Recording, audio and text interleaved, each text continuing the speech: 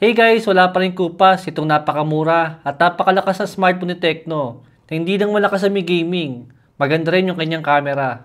Dating 11.5 gigs yung kanyang SRP nung unang labas nga niya, nung last year pa. Pero kung i-compare mo to sa ibang mga smartphone, sa around 11K to 12K na mga presyo ngayon, still guys, mangingibabaw itong smartphone ni Tecno na kahit luma na siya, still mas malakas pa rin sa maraming smartphone na around 11K sa mga smartphone nila Transsion ngayon. 12K yung SRP ni Tecno Pova 6 Pro 5G pero top pa rin sa may specs dito sa napakagandang smartphone ni Tecno na Tecno Camon 20S Pro 5G. Ganun din si Tecno Camon 35G, wala pa rin sinabi dito kay Tecno Camon 20S Pro 5G pagdating sa may performance kasama ang camera. Ang makakatalo lang sa smartphone na to ni Tecno dito nga sa may Tecno Camon 20S Pro 5G, syempre si Tecno Camon 30 Pro 5G. Kaso napakamahal naman niya para sa may 16K na SRP. Kaya kung sakali man guys na makakita pa kayo ng smartphone na to, ito si Tecno Camon 20S Pro 5G nga, na binibenta sa online or kahit sa may second hand. Kaya wag po kayo magdalawang isip na bilhin to. Dahil still napakaganda pa rin yung kanyang specs. Or baka naman gamit yung pang smartphone na to at balak nyo ng palitan. Dahil nga 1 year old na siya. Wag nyo munang papalitan to guys. Baka sakali na may maipalit nyo dito, mas mahina pa at mas pangit pa compared sa may Tecno Camon 20S Pro 5G. Medyo luma na ang processor ng Tecno Camon 20S Pro 5G na Dimensity 8025G. Pero maganda pa rin ang performance niya dito sa may Warzone Mobile. Supported siya kahit papalo ng medium graphics compared sa malalakas sa mga bagong Dimensity ngayon na still naka-low graphics pa rin.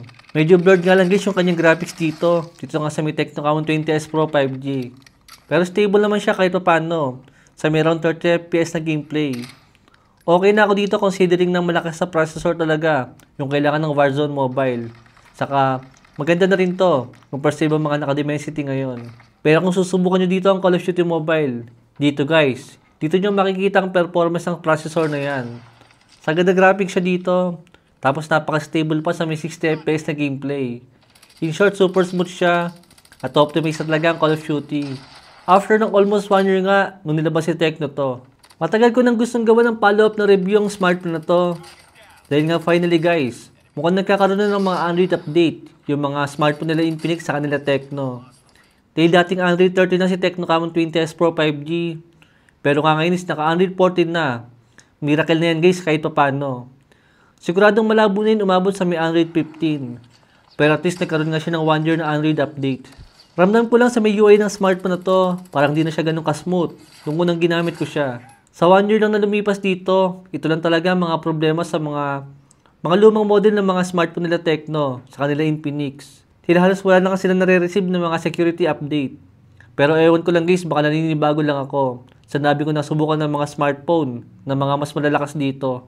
Sa display okay pa rin naman siya na merong 6.67 inches na merong AMOLED 120Hz refresh rate. Yan guys, panalo pa rin yan kahit papano. Kung more on social media lang tayo saka Netflix, yung mga madalas nating gawin. Camera phone talaga guys si Tecno Camon 20S Pro 5G. Sadyang malakas lang talaga yung processor niya.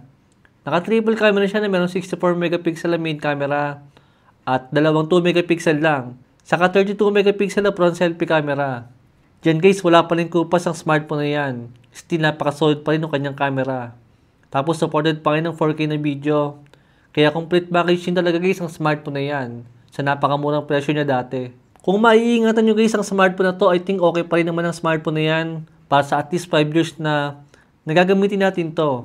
Lalo kung pang Mobile Legends lang, saka Call of Duty at mga casual use lang natin.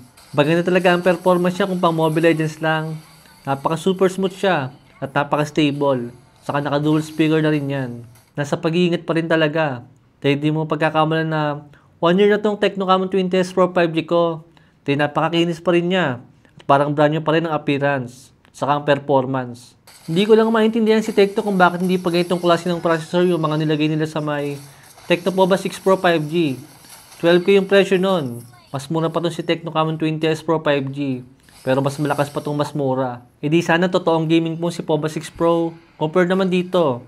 Camera phone siya, pero malakas din sa may gaming. Compare sa may gaming phone talaga ni Tecno, na mahina naman yung processor. Kasing lakas lang ng mga maraming smartphone ngayon sa halagang 5,000. Yung halagang 12,000 Tecno. And yun muna guys yung mambilin sa video ko dito. Thanks for watching.